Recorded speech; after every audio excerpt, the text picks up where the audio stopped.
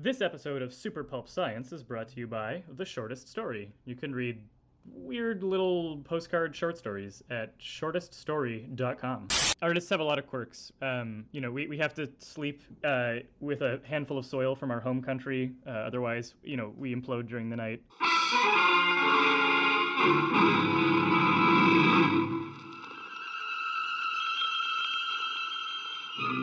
Attention, citizens. It's time for Super Pulp Science. This is Super Pulp Science, where we talk about how a genre gets made. Our special guest today is Peter Chiykowski, a name that I am proud to have pronounced correctly as a Kamichuk. My long-suffering studio mate Justin Curry is here with us. Hello. And we are going to talk about story. A lot of people that we've had on the podcast write a lot of pages to make their stories. But you, Peter, have started something very special. Do you want to tell us about it? Yeah, so since June, I've been releasing these, I call them postcard stories. Each one is kind of it's a very, very short story. Like, it qualifies as microfiction, flash fiction. I think the longest one I've done was maybe 200, 250 words, but it's arranged over a photograph that kind of sets the tone or mental space for the story. And they're these little, I think of them as like postcards that you send to yourself from alternate lives. So like strange universes parallel to our own that you might have lived in, or lives where you made decisions other than the ones that you made. And you get these little glimpses of kind of these weird parallel worlds. And it's mostly I do it because I don't have the attention span to write something longer. So it looks like something that's like, meaningful and artistic and intentional. And it's really just a workaround for my terrible attention span and work ethic. I think all of our working practices are similar to that. What I like about them is they feel like single panel comics, like the whole story in one panel. It's a tapa. It's not a meal. Oh, I like that. I'm gonna steal that. Awesome. It's all yours. I don't know. I feel like I'm going to make a rights claim against this. That's a little inside joke. Okay, so how do you write a super short story and have it work? They work different ways. Like, one of the things that the shortest story has been, a question it's been making me ask, and it's a question that I would like to throw to you guys, is like, what constitutes a story? What counts as a story? What's the minimum criteria for something being a story? Oh, well, the pithy answer I always give is that someone wants something, complications ensue. That's Douglas Glover, right? Yeah. Yeah. I'm a really big fan of that maxim. And I used to subscribe really hard to that idea because I before I did comics, I was in a creative writing undergrad, looking at fiction and poetry, and I definitely subscribed to that, and I still do, especially for anything longer. But for these weird little nugget stories, there's usually some kind of conflict. There's usually some kind of trouble that gets introduced, but not all of them work that way. Some of them kind of like throw like a smoke bomb in the air, and there's a distraction rather than like an actual conflict. And I don't know, so I don't know if they count. I count them, but I have a vested interest in that. So yeah, it's a tough one. It's a question that I'm still wrestling with. Is like what's the minimum nutritional value for a story? See, now Justin maybe doesn't know this, but I also see a lot of the body of his work in a similar vein as I see your shortest stories, because he does a lot of single images. Like, his print portfolio is basically stories in one image as well. All his big versus small. Tell us about your big versus small, Justin.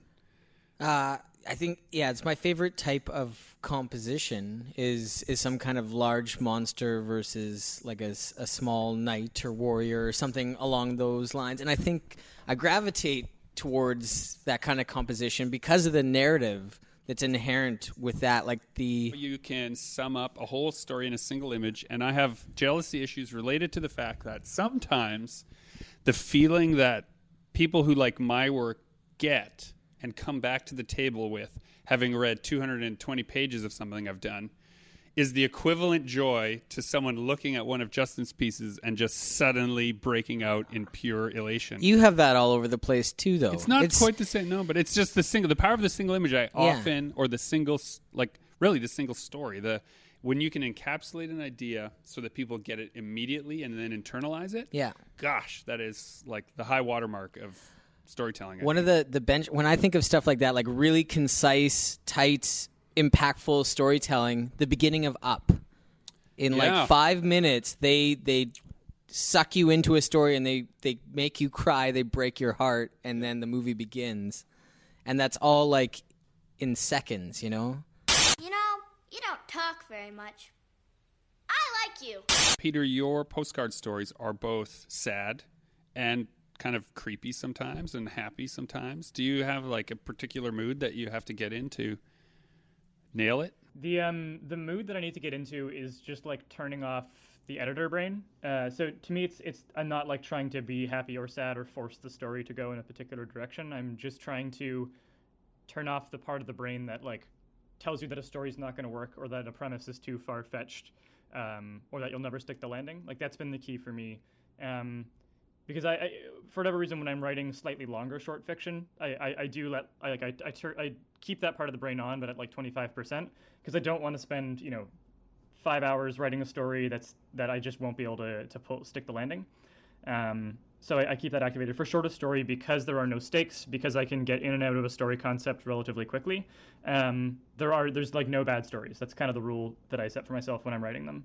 And then later on I come back and there's plenty of bad stories, and the editor brain switches on and figures out, okay, which of these do I want to put in the redraft folder?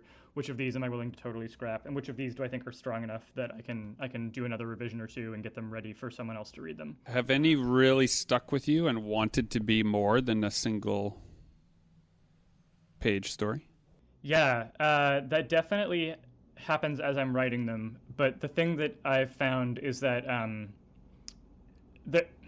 to make them as like efficient as they are,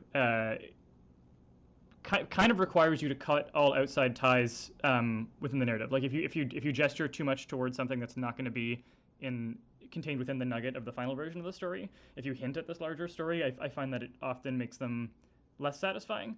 So the story tends to craft itself into a shape where it's self-contained, and I don't actually have that much more to say, which is something that I found surprising. I have had like a couple times I've had a story go somewhat big on Reddit or on Imgur, and I've had people ask me if they can make short films or try writing longer versions of the stories, which is something that I'm very comfortable with, and I'm always really curious to see what they draw out of it.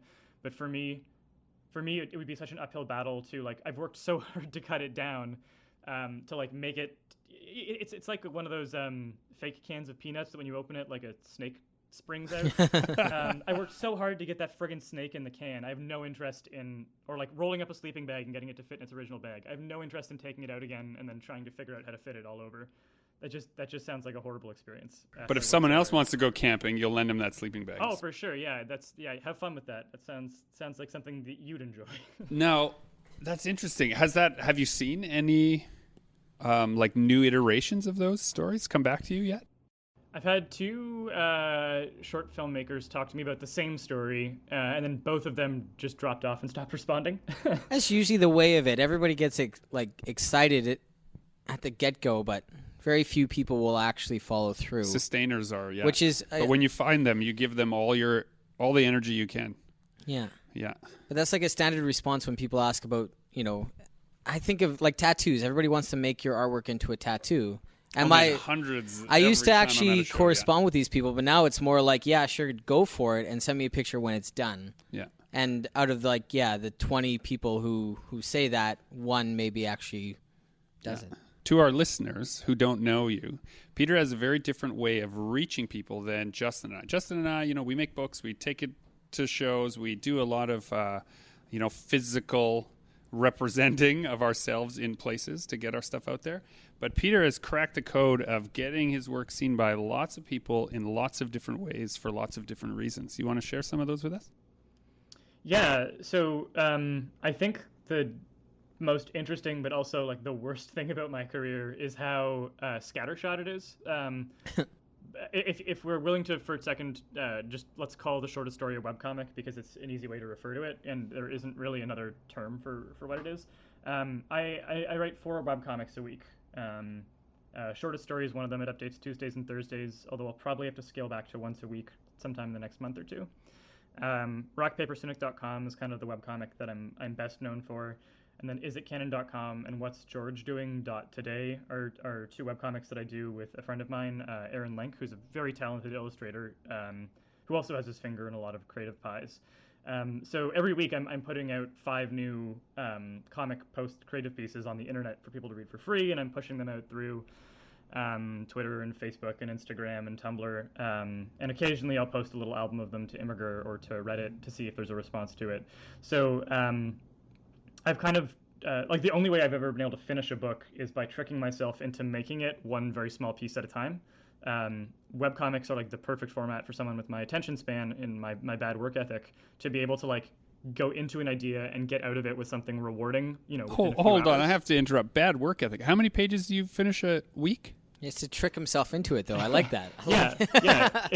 I need the reward structures that like that give me some kind of gratification very quickly. Like the fact that you can make a 200-page book without being able to have someone pat you on the back for doing a good job, or show someone just to like get out of your own head and stop being crazy about it. Like the fact that you have that stamina is just boggling to me. Well, let's not be fooled that any artist or writer can go all the way through those hundreds of pages without needing someone along the way to prop them up occasionally, right? There are places I go and people I go to where even if I'm not showing them the work, they know that what I'm really there for is to be told that it's okay to carry on without anyone having seen it. So that's a, you know.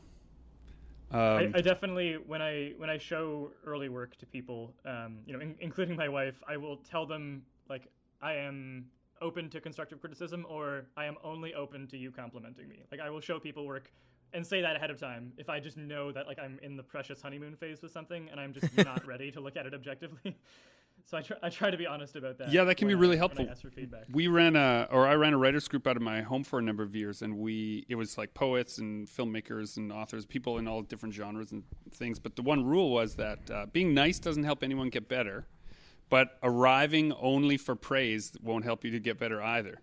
And so you would have to come, you would give out your drafts with a list of points that you wanted specific criticism of, and then people were not free to talk about anything else. That seems like a good middle ground. Right, so that you would come saying like, oh, I don't know if the dialogue's any good between these two characters. People would read the story, and then that's all you'd talk about. So it'd be really focused, rather than everyone giving their opinion on the story or poem or screenplay as a complete piece. We would mine down. And what I found really cool about the cross-pollination is that the poets would help you pick the right word, and the screenwriters would help you with your dialogue, right? And the novelists would help you with your plots, and everyone had their own little thing that helped make everybody's stuff stronger, I thought. That's a great system. It worked and I'm proud to say that I think 5 or maybe even 7 of the members of that group are all Manitoba Book Award winners. Nice. Now. Hey, wow, yeah. So either we have nepotized our way to the top, or we worked really hard all together. It was mostly a support group, though. I think what really worked was that you had a deadline.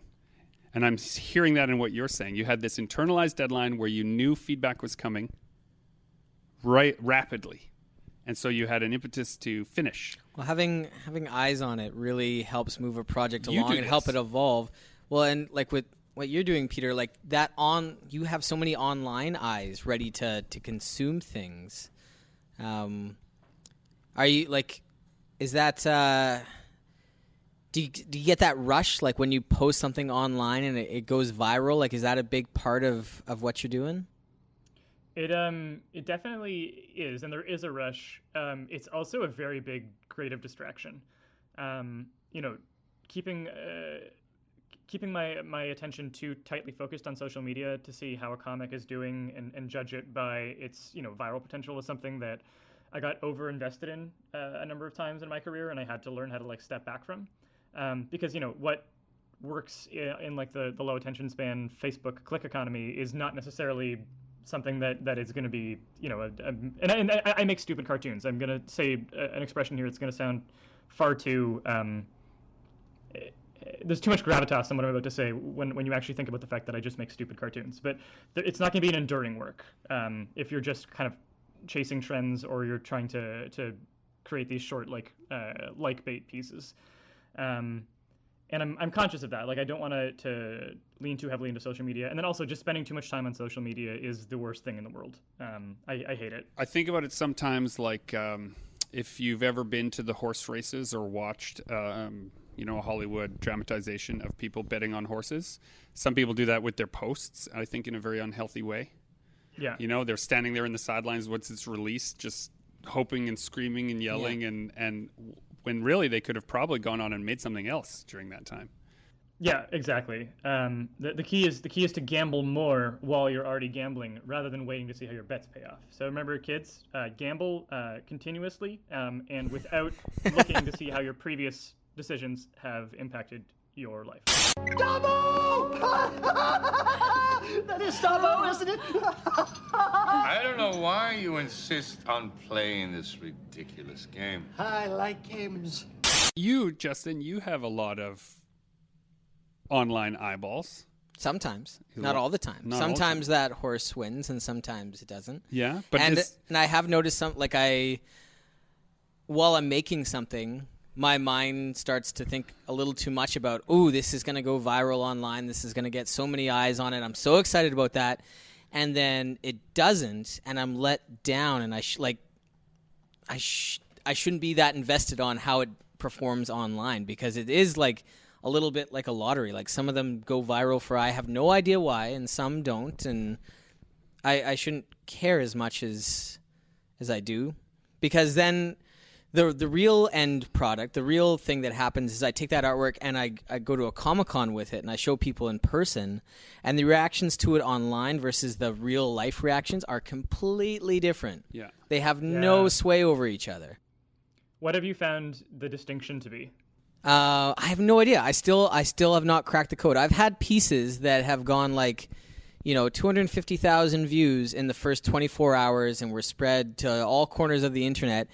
And I brought that piece to shows and maybe sold 5 copies over months. Nobody gives a crap about it as an actual piece of art in the real world, but the internet loved it. And vice versa. I've had stuff that got absolutely no traction online, and I cannot hold on to it at a show floor. It just flies off the shelf. Interesting. I'd be so curious to get a better understanding of why. It's something that I've been puzzling over too. And I've figured out, at least for comics, I have a theory as to why, which is that it's easy. So, a like or a share they require different levels of investment from the person doing it, but they're very low stakes. So if you have a very widely accessible joke, I had a comic that I wrote about what the way that you open a bag of chips says about your personality. Very low stakes material, but funny. I think people who open the bag from the bottom are actual psychopaths. And I was very honest about that. I agree. So I did this comic, and it's a very popular one every time I share it online. It goes viral. I never bothered making a poster, and this was the moment where I realized kind of what the difference between a popular comic and a popular poster or a popular sale item at cons would be, is that everyone cares enough about that joke to like it or share it, but nobody cares enough about that joke to pay $15 for it. No one cares enough about how you open chips to put it up on their wall and say, this is something that communicates my identity to you or communicates my values to you. Because no one really cares about chips that much. I mean, maybe a few people, but most people have a bit more than that going on in their lives. Well, I wonder if you've touched on something there, because there's there's a truism in psychology, criminal psychology anyway, where if you go into somebody's house and you take all the books off their shelf, if they have books, that is, and you look for the parts that they've dog-eared or underlined, those are usually things that reinforce their worldview. They're things they've selectively chosen that encourage their own actions. And so if what you're saying is true, then perhaps, nobody really is saying, hey, this thing about chips is going to affect my day-to-day. It doesn't need to be in my everyday psyche, but it's a funny joke. But some of your stories and some of your webcomics are more true. They're more universally part of, what you think is actually funny or what you think is actually important. Or you have lots about love. You have a lot of the webcomics are rock, paper, Cynic, the underlying thing is that a lot of them are love stories, I think. Yeah, and I think that I think you're definitely you're finding a more direct way to say what I'm trying to get to. And I think like when I think about say like Justin's Little Big Pieces, I think that's an emotion that's a lot more powerful than just I hate chips or I hate people who open chips wrong. That's an emotion where I feel like I'm a small person trying to fight back against these very big problems. That's a deep cut in people's emotional lives, and I think there's a reason that resonates, where it's something that touches people on a deeper level. And maybe it's kind of the difference between the single on an album and the deep cut. It's the deep cut that's the reason that the enduring fans buy the album, versus the singles that are what get the album or the songs in front of people. It's like they almost have to travel through different mediums in order to reach different audiences. They're codependent on each other in order to survive. Yeah. Is it because you guys are more into this arena than I am, do you think it's an unhealthy relationship, these two states of your art, or do you think... Again, in moderation, like sometimes it can be great. Like it's a great pick-me-up sometimes when it actually works. And but like Peter says, I don't think you can dwell on it. Like it's great that horse won, but you can't sit around at the finish line giving high fives for the next week. Right, because there's other races to run. There's other races. Yeah. Got to keep gambling.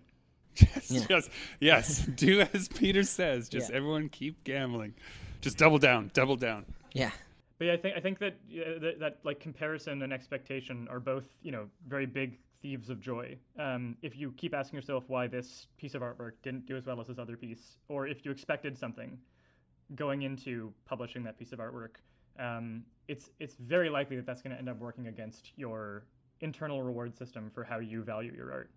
Have you ever gone back, like something that you thought for sure was going to be a win, it fell a bit flat. Have you ever gone back and tried to retool it to make it work better? Way more times than I'm willing to admit. Yeah. And how many times does that work? Never. It never. I've gotten closer. I've gotten things where like the joke was right, but I just didn't handle the art or the composition properly. And repackaging it gave it, a much more solid release. But almost never. Like I spend a lot of time repackaging jokes or ideas, like because I work in 4 different webcomics and I also do music, so I can have one joke that works this way in a comic, and then I reconstitute it this way for a song, and then maybe a nugget of that appears in a short story. So I spend a lot of time trying to like disguise the same idea, with like fake glasses and mustaches, and seeing if I can pass it off as something different or new, and see how people respond to it. But generally speaking, I think there is something about the underlying personality of that idea or that joke, that people recognize no matter how you dress it up. So for the most part, like that initial response I get is very honest to how it's going to be received no matter how I repackage it. I think that's true of most people's creative body of work, right? Is you have certain themes that you are thinking about in your life. If you're trying to, use work to, better yourself, which I think is an important part of being an artist, is that it should be self-reflective. So if you're returning to those things over and over, then you're going to see that theme appear over and over and over. I know we don't have to play armchair psychologist with my work, but if you did, you could find some reoccurring themes over and over. Oh, Agent Starling, you think you can dissect me with this blunt little tool? So when you identify themes that you're coming back to, whether it's Little Big or it's the way that you set up conflicts, do you lean into that and you're like, maybe this is the way that I tell stories and this is something that I want to go deeper into, or is that something that you try to avoid because it can lead to you doing the same thing? Stagnate. Yeah, well, it's like what you said about turning off the editor brain when you're composing.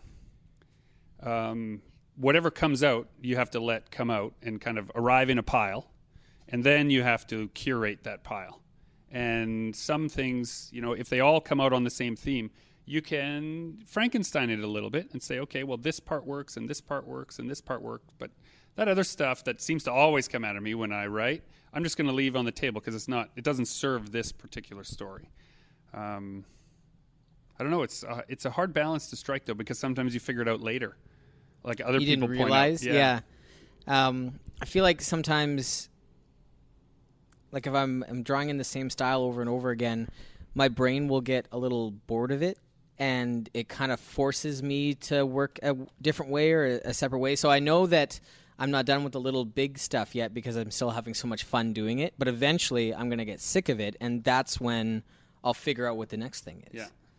And I think it happens organically as long as you're, keep going back to the mine shaft. I'm quite aware, in like graphic design, we would talk about this all the time, where everybody in their company wants to change their logo because they stare at it every day. On every document, they're looking at their logo, right? Yeah. So you want to change it within the first year. Like, I hate this logo. I want something different.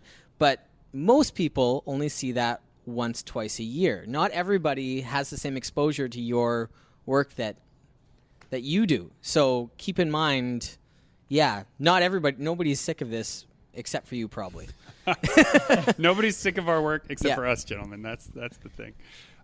You talked about your internal rewards versus your sort of external, the gratification that can exist online or exist at a show. What do you do internally to maintain this like incredible output? Scheduling is a big part of it. One thing that I found has really helped with my, I guess you'd call it creative sustainability, is balancing creative discipline with creative forgiveness. When I first started doing like comics and story writing and freelancing full time, I would have these days where like I wouldn't have the output that I wanted, or I'd sink a bunch of hours into an idea that didn't pan out. And I'd be so angry at myself and feel so guilty about it that guilt would just lock me up for another 24 hours. And what I found is that creative discipline is great. It's so important. I don't ever want to pretend that it's not. But it's just as important to have creative forgiveness, where if you flub a day or you're not outputting the way that you feel that you should, you're able to say, well, you know what, tomorrow is a completely different day. What I did today has no impact on whether or not I'm a good artist or whether or not I can come up with a great idea tomorrow. And giving yourself, I guess, the emotional slack to let yourself fail by doing bad creative work, by failing to produce any creative work, and still get up the next day and say, you know what, that doesn't mean you're not going to do a great job today. So for me, like personally, my internal reward system has all been based around creative forgiveness, because I'm someone, I think I carry a lot of anxiety around. It's not something that I show very publicly, but I worry a lot about a lot of different things about my creative work and how it's perceived and if I'm working hard enough. And I think part of that insecurity comes from the fact that I do such short form work that I feel like maybe I should be working harder, or I should be pushing deeper into ideas. So that's been huge for me, is like learning how to forgive myself when I do a bad job or when I'm not working the way that I should, because it just makes the next day so much easier to get into and so much more enjoyable. Because guilt, if you're producing work out of guilt because you feel like you have to make something, I think that's important. Like, you have to be at your desk or you're not going to be working. But if every day you come to your desk with guilt and anxiety, and those are your editors while you're working, you're going to have a much harder time being able to output the way that you want. Yeah, absolutely true. That hit on a lot of points that we talk about, like, a lot with other creative people. It's just like, you got to keep going. You can't. It's not all about that one project or that one thing. And if you make it all about that one project, that one thing, you're not going to go very far. But I find there's an important part in here. We often are talking about how we just have to give each other permission. You just have to give permission. Yeah. This idea that you have to be able to forgive yourself when it doesn't go the way you originally thought or planned, I think is very insightful. And I see you in a new guru status, Peter. Well, if that status has been earned through many failures, many failures. But most successes are, though. Yeah. Right? And I think that, like it's that mixture of determination, but like self-love and self-understanding that's really important. Because if all of you is hard edges, if it's that kind of like set your jaw determination, then you're going to have an adversarial relationship with your work and with creativity. And I think for some people that does work. I think there are some people who, theirs is the path of grit and muscling through. But there's so many people that doesn't work for, and there's so many artists that I've seen who get distracted by self-flagellating rather than just moving on and letting themselves get on to the next thing.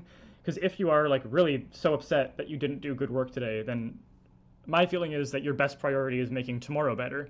and if you spend your entire time, beating yourself up, you're not going to be working.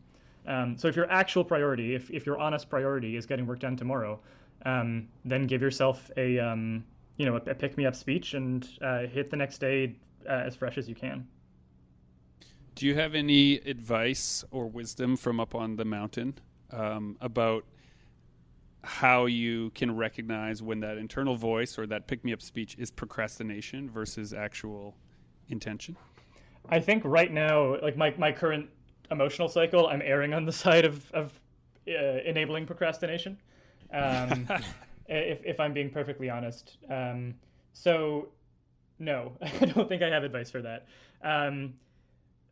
Other than I don't know, I do I'm a very bad meditator. I've never been able to get into yoga. I want to be someone who wants to do yoga, but it's never worked out that way. But micro meditation is something that I'm good at. And when your internet's being kind of wonky and you reset the modem and you reset the router and things get better, I kind of just do that mentally. I'll take a 1 minute meditation, and I have a particular visualization technique that I use that's really, really good for just resetting, and then I can kind of step back into a productive space. If you do it too many times or too often, it starts to lose effectiveness, but it's been a little trick that's helped me quite a bit. And I use it at conventions when I'm feeling stressed or tired or overwhelmed. I use it in a lot of different situations, and it's been really helpful.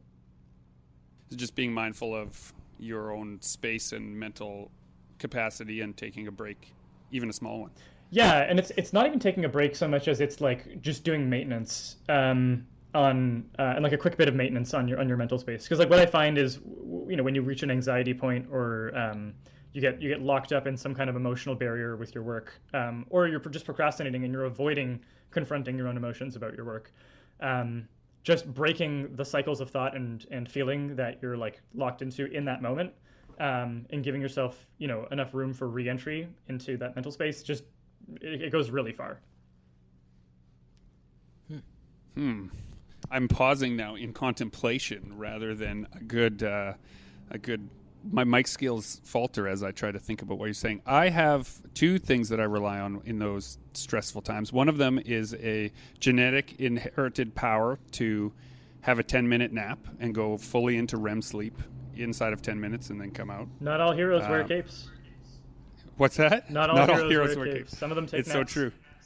Some of them take naps. And I inherited it from my dad, and I can just, no matter where I am or what I'm doing, I can sit down and fall asleep for a very short time, have a little dream, and then wake up and feel 100% refreshed. That's such BS. Yeah, it's so great. It's and my wife gets angry at me too sometimes for it as a power, because we have two small children, and when it gets to be too much, how I tap out is I'll say, I'm going to go to sleep for 10 minutes, and I go upstairs and I sleep for 10 minutes, and then I come back and I feel great. And my wife is quite jealous of this ability, but it's good for our parenting levels. But then at shows or in any general stressful situation, I often will just take a long, deep breath and try not to think about anything at all. Just one long, deep breath. And as Justin knows from a previous conversation, I have mutant-sized lungs. And so it helps a lot just to pause in everything you're doing once in a while and reflect on what it is. Breathe.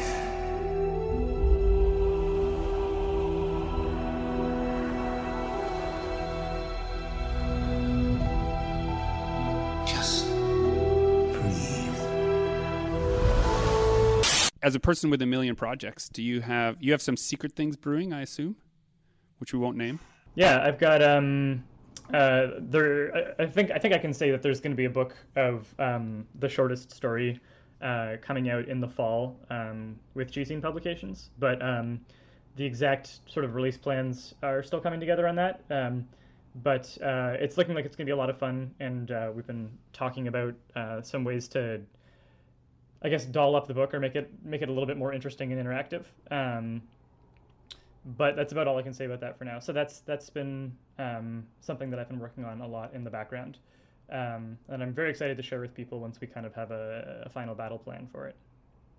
How about you guys? What's sort of your next big project? Well, I've got a new book brewing for probably release at the end of this year called Dragon Nanny. It's the next book that Greg and I are going to work on together, kind of following up the series with Cassie and Tonk and Rust and Water. Dragon Nanny will be the third installment in the Silent Guardian series.